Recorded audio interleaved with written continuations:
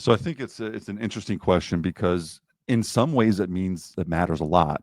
In some ways it matters very little. And the reason I say this is when you have a firm that's targeting acquisitions, they already have a set of systems that they have in place.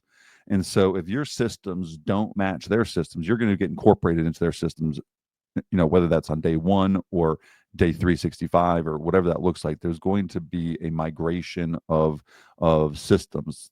The firm that's being acquired is going to come into it. But what's really important from the purchasers or the acquiring party is the sophistication of the organization.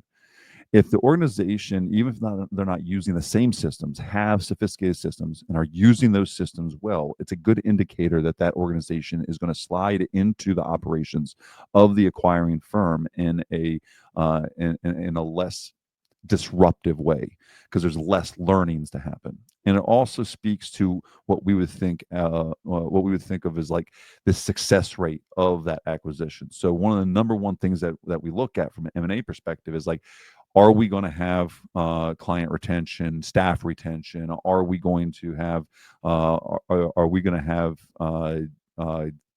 different skill sets that come together strong manner, they mesh well together?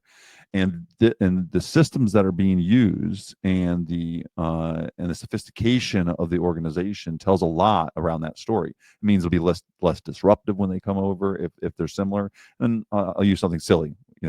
We're a Sage Intacct shop. There's NetSuite. If I'm acquiring a firm that's using NetSuite internally and I'm using Sage Intacct, what I like is there's a lot of similarity between the two systems and similarity within the skill set needed to operate the two systems. And so I feel really comfortable bringing that over.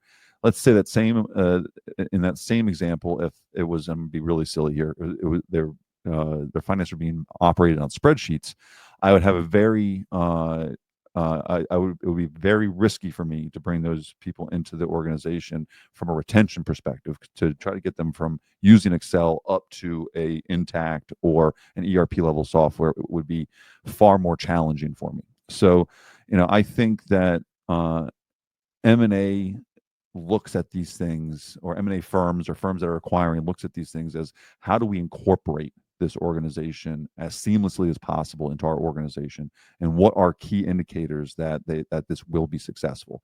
And I think that the internal systems are one of those indicators.